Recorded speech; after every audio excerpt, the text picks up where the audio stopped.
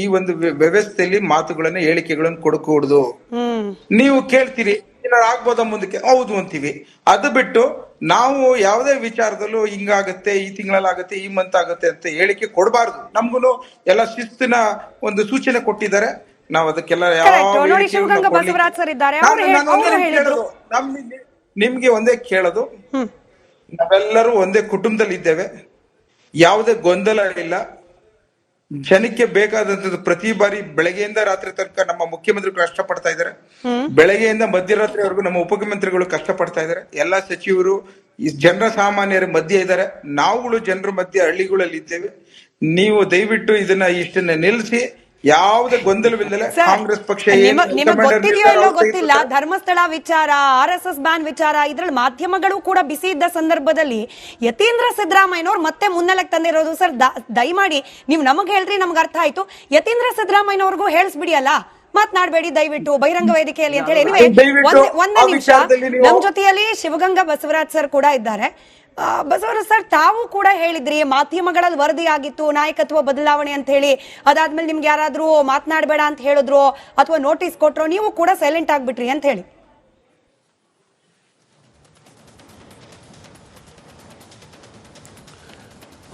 Silent ಆದ್ವಿ ಅನ್ನೋದಕ್ಕಿಂತ ಹೆಚ್ಚಿಗೆ ನೋಟಿಸ್ ಕೊಟ್ರು ಅನ್ನೋದಕ್ಕಿಂತ ಮುಂಚೆ ನಾವು ಪಕ್ಷದ ಶಿಸ್ತಿನ ಸಿಪಾಯಿ, ಪಕ್ಷಕ್ಕೆ ಯಾವುದೇ ರೀತಿಯ ಧಕ್ಕೆ ಆಗಬಾರ್ದು, ಪಕ್ಷಕ್ಕೆ ನಿಷ್ಠೆಯಾಗಿರಬೇಕು, ನಮ್ಮ ಹೈಕಮಾಂಡ್ಗೆ ಯಾವುದೇ ರೀತಿಯ ಮುಜುಗರ ಆಗಬಾರ್ದು ಅನ್ನೋ ನಿಟ್ಟಿನಲ್ಲಿ ನಾವು ಹೈಕಮಾಂಡ್ ಏನ್ ಹೇಳುತ್ತೋ ಅದಕ್ಕೆ ಭಾಗವಹಿಸಂತವ್ರು. ಬಟ್ ಡಿಸೆಂಬರ್ ನಲ್ಲಿ ಬದಲಾವಣೆ ಆಗ್ಲೇಬೇಕು. ಇಕ್ಬಾಲ್ ಹುಸೇನ್ ಅವರು ಇವತ್ತೂ ಹೇಳಿದ್ದಾರೆ, ಯತೀಂದ್ರ ಸಿದ್ದರಾಮಯ್ಯನವರು ಹಿಂಗೆ ಎಳೆಸೆಳಸಾಗೆಲ್ಲ ಹೇಳಿಕೆಗಳನ್ನ ನೀಡಬಾರ್ದು, ಆಂತರಿಕವಾಗಿ ಭಿನ್ನಾಭಿಪ್ರಾಯಗಳನ್ನ ಸೃಷ್ಟಿ ಮಾಡಬಾರ್ದು ಅಂತ ಹೇಳಿ.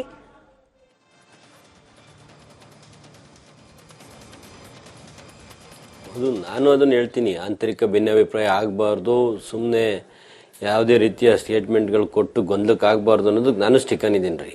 ಇಕ್ಬಾಲ್ ಹುಸೇನ್ ಅವರು ಸಾಹೇಬ್ರು ಹೇಳಿರೋದು ಸರಿ ಇದೆ, ಯಾರು ಸಹ ಒಂದು ಬಾಲಿಶ ಹೇಳಿಕೆಗಳನ್ನ ನನ್ನನ್ನು ಸೇರಿ ಕೊಡಬಾರ್ದು. ಯಾಕೆಂದ್ರೆ ಒಂದ್ಸರಿ ಹೈಕಮಾಂಡ್ ಒಂದು ತೀರ್ಮಾನ ತಗೊಂಡ್ಮೇಲೆ ಅದಕ್ಕೆಲ್ಲರೂ ಬದ್ಧವಾಗಿರ್ತೀವಿ. ನಮಗ್ ನಾನೇ ಯಾರು ಬೇಕು ಅವ್ರನ್ನ ನಾನು ಮುಂದಿನ ಉತ್ತರಾಧಿಕಾರಿ, ಇವ್ರು ದಕ್ಷಿಣಾಧಿಕಾರಿ ಅಂತೆಲ್ಲ ಉತ್ತರ ಕೊಟ್ಕೊಂತ ಹೋದ್ರೆ ಜನಕ್ಕೆ ಏನಾಗ್ತದೆ, ನಾವು ಇವ್ರನ್ನ 5 ವರ್ಷ ಉತ್ತಮ ಆಡಳಿತ ಕೊಡ್ರಿ ಅಂತ ಆಯ್ಕೆ ಮಾಡಿದೀವಿ. ಅದನ್ನ ಬಿಟ್ಟು ಇವರು ಸುಮ್ಮನೆ ಗೊಂದಲ ಸೃಷ್ಟಿ ಮಾಡ್ತಾರೆ, ಇವ್ರ ಸರ್ಕಾರದಲ್ಲಿ ಏನ್ ನಡೀತಿದೆ ಅಂತ ಜನಗಳಿಗೆ ಅನುಮಾನ ಬರಬಾರ್ದು ನಮ್ಮ ಮೇಲೆ. ಆದ ಕಾರಣ ಹೈಕಮಾಂಡ್ ಏನ್ ಶಿಸ್ತಾಗಿರ್ಬೇಕು ಅಂತ ಹೇಳಿದೆ, ಅದಕ್ಕೆ ನನ್ನನ್ನು ಸೇರಿ ಪ್ರತಿಯೊಬ್ರು ಸ್ಟಿಕಾನ್ ಆಗಿರ್ಬೇಕು ಅನ್ನೋ ನನ್ನ ಅಭಿಪ್ರಾಯ. Right sir.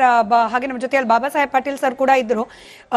ಇವಾಗ ಅವರೇ ಅಂದ್ರೆ ಸತೀಶ್ ಜಾರಕಿಹೊಳಿ ಅವರೇ ಕ್ಲಿಯರ್ ಆಗಿ ಹೇಳ್ಬಿಟ್ಟಿದ್ದಾರೆ, 2028 ನನಗೆ CM ಕುರ್ಚಿ ಬೇಡ ಅಂತ. ಈ KPCC ಕುರ್ಚಿ ಬೇಕು ಅನ್ನೋದು ಅವ್ರ ಇಂಟೆನ್ಷನ್. ಈಗ ಅದ್ರ ಬಗ್ಗೆ ಏನಾದ್ರೂ ಪುಷ್ ಪ್ರಾರಂಭ ಆಗಿದೆಯಾ, ಆ ಕಡೆಗೆ KPCC ಕುರ್ಚಿ ಕಡೆಗೆ ಏನಾದ್ರೂ ಜಾರಕಿಹೊಳಿ ಸಾಹೇಬ್ರನ್ನ ತಳ್ಳೋ ಪ್ರಯತ್ನ ಆಗ್ತಿದ್ಯಾ ಅಂತ ಹೇಳಿ ಒಳಗೊಳಗೆ?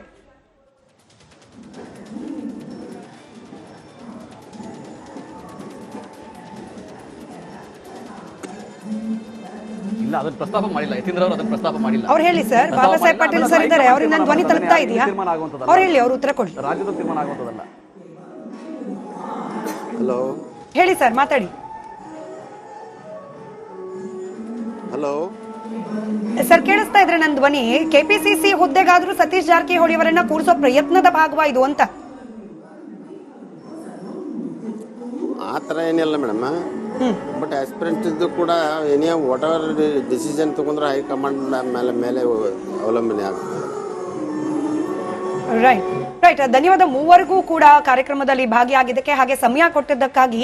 ಮಾತನಾಡ್ತಾ ಇದ್ವಿ ಯತೀಂದ್ರ ಸಿದ್ದರಾಮಯ್ಯನವರ ಹೇಳಿಕೆ ಬಗ್ಗೆ. ಶಿವಗಂಗಾ ಬಸವರಾಜ್ ಸರ್ ಇದ್ದಾರೆ. ಸರ್, ಒಂದೇ ಒಂದು ನಿಮಿಷದ ಸಹನೆ ಸಹಕಾರ ನಮ್ಮ ಜೊತೆಯಲ್ಲಿ JDS ವಕ್ತಾರರಿದ್ದಾರೆ. ಅವರೊಂದು ಕ್ವಿಕ್ ರಿಯಾಕ್ಷನ್ ತಗೊಂಡು ವಾಪಸ್ ನಿಮ್ಮ ಹತ್ರ ಬರ್ತೀನಿ. 5 ವರ್ಷ ನಾನೇ CM ಅಂತ ಹೇಳಿ ಕನಿಷ್ಠ ಪಕ್ಷ 10 ಸತಿ ಹೇಳಿದ್ದಾರೆ ಮುಖ್ಯಮಂತ್ರಿಗಳು. ಈಗ ಮುಂದಿನ ಉತ್ತರಾಧಿಕಾರಿ ಬಗ್ಗೆ ಅವ್ರ ಪುತ್ರನೇ ಮಾತನಾಡಿರೋದ್ರಿಂದ ಇದು ಮತ್ತೊಂದು ಕಾಂಟ್ರಡಿಕ್ಷನ್. ಇದರಲ್ಲಿ ಯಾವುದು ತಿರುಳಿಲ್ಲ ಅಂತ ಹೇಳ್ಬೋದು. ಏನಕ್ಕೆ ಅಂದ್ರೆ ರಸ್ತೆಯಲ್ಲಿ ಬಿದ್ದಿರೋ ಗುಂಡಿಗಳನ್ನ ಮುಚ್ಚಲಿಕ್ಕೇನೆ ಇವ್ರಿಗೆ ಸಮಯ ಇಲ್ಲ, ಅದಕ್ಕೆ ಶಕ್ತಿ ಸಾಮರ್ಥ್ಯ ಇಲ್ಲ ಅಂತಂದ್ರೆ ಉತ್ತರಾಧಿಕಾರಿ ಕಾಂಗ್ರೆಸ್ ಮಾಡುತ್ತೆ ಅನ್ನೋದೆಲ್ಲ ಕರ್ನಾಟಕದಲ್ಲಿ ಜನರೇ ನಂಬಲ್ಲ. ಒಂದು ತಿಳ್ಕೋಬೇಕು, 1989ರಲ್ಲಿ ವೀರೇಂದ್ರ ಪಾಟೀಲ್ ಅವರ ಅಧ್ಯಕ್ಷತೆಯಲ್ಲಿ 179 ಸ್ಥಾನ ಕಾಂಗ್ರೆಸ್ ಗೆದ್ದಿರುತ್ತೆ. ಆದಂತ ಆ ಬದಲಾವಣೆ ಆಗುತ್ತೆ ನೋಡಿ. ಒಂದು ಬಿರುಗಾಳಿ ಏನು ಒಂದು ಲಿಂಗಾಯತ ಒಂದು ದೊಡ್ಡ ಕಮ್ಯುನಿಟಿಗೇನೆ ಪೆಟ್ಟು ಕೊಡುತ್ತೆ. 1994ಕ್ಕೆ ಬರೀ 34 ಕ್ಷೇತ್ರ ಗೆಲ್ತಾರೆ. ಇವತ್ತು ಕಾಂಗ್ರೆಸ್ಗೆ ಕರ್ನಾಟಕದಲ್ಲಿ 135 ಕ್ಷೇತ್ರ ಕೊಟ್ಟು 135 ಶಾಸಕರನ್ನ ಕೊಟ್ಟು ನನಗೆ ಗೊತ್ತಾಗುತ್ತೆ ಮಾನ್ಯ ಶಿವಗಂಗಾ ಬಸವರಾಜ್ ಅವರು ಎಷ್ಟು 2.5 ವರ್ಷದಿಂದ ಕಷ್ಟಪಡ್ತಿದ್ದಾರೆ. ಅಲ್ಲಿ ದಾವಣಗೆರೆ ಉಸ್ತುವಾರಿ ಸಚಿವರ ಜೊತೆನೂ ಫೈಟ್ ಮಾಡಬೇಕು, ಇಲ್ಲಿ ಅವರ ಪರವಾಗಿ ಡಿ ಕೆ ಶಿವಕುಮಾರ್ ಅವ್ರ ಪರವಾಗೂ ಫೈಟ್ ಮಾಡಬೇಕು. ಅವ್ರು ಎಷ್ಟು ಕಷ್ಟಪಡ್ತಿದ್ದಾರೆ ಅಂತ ನಮಗೂ ಗೊತ್ತಿದೆ. ಅಲ್ಲ ಅದಿರ್ಲಿ, ನಮಗ್ ಗೊತ್ತಿದೆ, ಅದು ಎಲ್ರಿಗೂ ಗೊತ್ತಿದೆ ಅದು ಅವ್ರು ಎಷ್ಟು ಕಷ್ಟಪಡ್ತಿದ್ದಾರೆ ಅಂತ. ಇನ್ನ ಕೇಳೋ ಪ್ರಶ್ನೆ ಇಷ್ಟೇ, ಮಾನ್ಯ ಯತೀಂದ್ರ ಸಿದ್ದರಾಮಯ್ಯ ಅವರು ಮಾತಾಡಿದ್ರು, ನಿನ್ನೆಯಿಂದ ಒಬ್ಬರಾದ್ರೂ ಶಾಸಕರು ಅವ್ರ ಬಗ್ಗೆ ತಿರುಗೇ ಬೀಳ್ತಿಲ್ಲ. ಅದೇ ನಮ್ಮ ಮಾನ್ಯ ಬಸವರಾಜ್ ಅವ್ರು ಮಾತಾಡ್ಲಿ, ಮಾನ್ಯ ಕುಣಿಗಲ್ ರಂಗನಾಥ್ ಅವ್ರು ಮಾತಾಡ್ಲಿ, ಮಾಗಡಿ ಬಾಲಣ್ಣ ಅವ್ರು ಮಾತಾಡ್ಲಿ, ಇನ್ನ ನಮ್ಮ ಶ್ರೀರಂಗಪಟ್ಟಣದ ಶಾಸಕರು ಮಾತಾಡ್ಲಿ, ಎಲ್ರು ಆರ್ಬಿದ್ ಬಿಡ್ತಾರೆ. ಇಲ್ಲಿ 2 ಬಣ ಇದೆ ಅಂತ ಎಲ್ರಿಗೂ ಗೊತ್ತು. ಸಿದ್ದರಾಮಯ್ಯ ಅವ್ರ ಬಣ ಏನಾದ್ರು ಮಾತಾಡಿದ್ರೆ ಈ ಕಡೆಯವ್ರಿಗೆ ಮಾತಾಡ್ಲಿಕ್ಕೆ ನನ್ನ ಪ್ರಕಾರ ಅದೇನೋ ಶಕ್ತಿ ಇಲ್ವೋ ಇಲ್ಲ ಅವ್ರಿಗೆ ಭಯನೋ ಒಂದ್ ಗೊತ್ತಿಲ್ಲ. ಅದೇ ಸಿದ್ದರಾಮಣ್ಣ ಅವ್ರ ಬಣದಲ್ಲಿ ಯಾರಾದ್ರೂ ಒಬ್ರು ಮಾತಾಡಿದ್ರು, ಮಾನ್ಯ ಡಿ ಕೆ ಶಿವಕುಮಾರ್ ಬಣದವರು ಮಾತಾಡಕ್ ಆಗದಿರ ಅಷ್ಟು. ಒಂದ್ ನಿಮಿಷ ಮುಗಿಸ್ತೀನಿ. ನಾನು ಯಾಕೆ ಹೇಳ್ತಿದ್ದೀನಿ,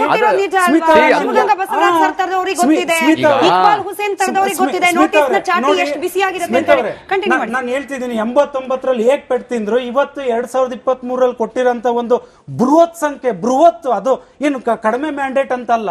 ನಾವು ವಿರೋಧ ಪಕ್ಷದಲ್ಲಿ ನಾವು ಇವತ್ತು ಕೂತ್ಕೊಂಡು ನಾವು ಇವತ್ತು ಕಾಂಗ್ರೆಸ್ ಅವ್ರಿಗೆ ಇಷ್ಟು ಕೊಟ್ಟಿದ್ದಾರೆ ಅಂತಂದ್ರೆ ಅಲ್ಲೇ ಅರ್ಥ ಮಾಡ್ಕೊಳ್ಳಿ. ಅದನ್ನ ನೀವು ಒಳ್ಳೆ ರೀತಿನಲ್ಲಿ ಉಪಯೋಗಿಸ್ಕೊಂಡು ಒಳ್ಳೆ ಆಡಳಿತ ಸುಧಾರಣೆ ಮಾಡಿ ಉತ್ತಮವಾದಂತ ಅಭಿವೃದ್ಧಿ ಮಾಡಿ ಅಂತ ಕೇಳ್ತಿದ್ರೆ, ನೀವು ದಿನಕ್ಕೊಂದೊಂದು ಹೇಳಿಕೆಗಳನ್ನ ಕೊಟ್ಕೊಂಡು ಮಾನ್ಯ ಯತೀಂದ್ರ ಅವರು ಅದೇನಕ್ಕ ಹೇಳಿಕೆ ಅದೇ ಸಭೆಯಲ್ಲಿ ಅದೇ ಸಮಾರಂಭದಲ್ಲಿ ದಯಮಾಡಿ ಮುಖ್ಯಮಂತ್ರಿ ಅವರು ಉಪಮುಖ್ಯಮಂತ್ರಿ ಅವರು ಕೋಆರ್ಡಿನೇಷನ್ ಅಲ್ಲಿ ರಸ್ತೆ ಗುಂಡಿಗಳನ್ನ ಮುಚ್ಚಿ ಉತ್ತಮವಾದಂತ ಆಡಳಿತ ಕೊಡಿ. ಯಾಕೆ ಸಿದ್ದರಾಮಣ್ಣ ಅವರು ಆಡಳಿತ ಮಾಡೋದ್ರಲ್ಲಿ ನಿಷ್ಕ್ರಿಯರಾಗಿದ್ದಾರಾ? ಉತ್ತರಾಧಿಕಾರಿ ಬಗ್ಗೆ ಮಾತಾಡ್ತಿದ್ದಾರೆ ಅಂದ್ರೆ ನಿಷ್ಕ್ರಿಯರಾಗಿದ್ದಾರೆ ಅಂತ ಅರ್ಥ. ಕೊನೆಘಟ್ಟ ಅನ್ನೋ ಪದದ ಬಗ್ಗೆ ನಿಮ್ಮಿಂದಲೇ ವಿವರಣೆ ಬೇಕು. ನಾನು ಶಿವಗಂಗಾ ಬಸವರಾಜ್ ಸರ್ ಹೊರಡಬೇಕು. ಅದಕ್ಕೆ ಮುಂಚೆ ಒಂದು ಪ್ರಶ್ನೆ ಸರ್, ಇವತ್ತು ಅವ್ರು ಮುಖ್ಯಮಂತ್ರಿ ಕುರ್ಚಿ ಬಗ್ಗೆ ಮಾತನಾಡಿದ್ರು, ಕೆಪಿಸಿಸಿ ಕುರ್ಚಿ ಬಗ್ಗೆ ಮಾತನಾಡಿದ್ರು, ನಿಜವಾಗ್ಲೂ ಅಹಿಂದ ನಾಯಕತ್ವದ ಬಗ್ಗೆ ಮಾತನಾಡಿದ್ರು ಗೊತ್ತಿಲ್ಲ. ಆದ್ರೆ ವಿರೋಧ ಪಕ್ಷ ಅಂತೂ ಇದನ್ನ ನೇರವಾಗಿ ಡಿ ಕೆ ಶಿವಕುಮಾರ್ ಅವರ ಕನಸು ಭಗ್ನ. ಇನ್ನೂ ನೇರವಾಗಿ ಆರ್ ಅಶೋಕ್ ಅವರು ಹೇಳ್ತಿದ್ದಾರೆ, ಯತೀಂದ್ರ ಸಿದ್ದರಾಮಯ್ಯನವರು 3ನೇ ನಾಮ ಇಟ್ಟುಬಿಟ್ರು ಡಿ ಕೆ ಶಿವಕುಮಾರ್ ಅವರಿಗೆ. ಹಿಂಗೆ ವಿಶ್ಲೇಷಣೆ ಆಗ್ತಿರೋದು. ಅದರ ತಪ್ಪು ವಿಶ್ಲೇಷಣೆ ಸರಿ ಇಲ್ಲ. ಅವ್ರು ಹೇಳಿ ಸರ್, ಶಿವಗಂಗಾ ಬಸವರಾಜ್ ಸರ್ ಇದ್ದಾರೆ, ಹೇಳಿ. ಅಶೋಕ್ ಅವ್ರು ಬೇರೆ ಕೆಲಸ ಇಲ್ಲ, ಅವ್ರು ಹೇಳೋದು ಏನ್ ಸರ್, ಈಗ ಅಶೋಕ್ ಸರ್ ಅವ್ರು ಹೇಳಿರೋದು ಅವ್ರ ವೈಯಕ್ತಿಕ ಅಭಿಪ್ರಾಯ. ಯಾರಿಗೂ ನಾಮ ಹಾಕಕ್ಕಾಗಲ್ರಿ. ಎಲ್ರು ಹುಷಾರಿರ ಅಂತಾರೆ ರಾಜಕೀಯ ಮಾಡೋದು. ಅಂತ ಯಾವ ಒಂದು ನಾಮದ ವ್ಯವಸ್ಥೆನೂ ಇಲ್ಲ, ಏನೂ ಇಲ್ಲ. ಆ ಸಂದರ್ಭ ಬಂದಾಗ ಹೈಕಮಾಂಡ್ ತೀರ್ಮಾನ ಮಾಡ್ತಿದೆ. ಹೈಕಮಾಂಡ್ ತೀರ್ಮಾನಕ್ಕೆ ನಾವೆಲ್ಲರೂ ಬದ್ಧವಾಗಿರ್ತೀವಿ. ಯಾವುದೇ ಕಾರಣಕ್ಕೂ ನಮ್ಮ JDS ನಮ್ಮ ಬ್ರದರ್ ಮಾತಾಡಿದ್ರು, ಅವರಿಗೂ ಹೇಳಕ್ ಇಷ್ಟಪಡ್ತೀನಿ, ನಿಮ್ಮ ರಸ್ತೆ ಗುಂಡಿಗಳನ್ನೂ ಮುಚ್ತೀವಿ, ಒಳ್ಳೆ ರಸ್ತೆಗಳನ್ನೂ ಮಾಡ್ತೀವಿ, ಒಳ್ಳೆ ಅಭಿವೃದ್ಧಿನೂ ಕೊಡ್ತೀವಿ, ಯಾವುದೇ ಚಿಂತೆ ಬೇಡ. 2023ಕ್ಕೆ 134 ತಗೊಂಡಿದ್ದೀವಿ. 2028ಕ್ಕೆ ಅದಕ್ಕಿಂತ ಹೆಚ್ಚಿಗೆ ತಗೊಂಡು ಮತ್ತೊಮ್ಮೆ ಕಾಂಗ್ರೆಸ್ ಸರ್ಕಾರ ರಚನೆ ಮಾಡಿದ್ರು. ಡಿ ಕೆ ಶಿವಕುಮಾರ್ ಅವರಲ್ವಾ ಸರ್, ಕಳೆದ ಚುನಾವಣೆಯಲ್ಲಿ ಈ 135 ಪ್ಲಸ್ ಬರ್ಲಿಕ್ಕೆ ಶ್ರಮ ಪಟ್ಟವ್ರು ಡಿ ಕೆ ಶಿವಕುಮಾರ್ ಅವರು. ಆ ಶ್ರಮ ಎಂತದ್ದು ನಿಮಗೂ ಗೊತ್ತಿದೆ. ಈಗ ಅವ್ರಿಗೆ ಅಧಿಕಾರನೇ ಇಲ್ಲ ಅಂತಂದ್ರೆ ಮುಂದಿನ ಚುನಾವಣೆಗೆ ಯಾಕೆ ಶ್ರಮ ಪಡಬೇಕು ಅಂತ ಹೇಳಿ ಅವರ ಅಭಿಮಾನಿಗಳು, ಅವರ ವೋಟರ್ಸು, ಅವರ ಅನುಯಾಯಿಗಳಿಗೆ ಅನುಮಾನ ಬಂದೇ ಬರುತ್ತೆ.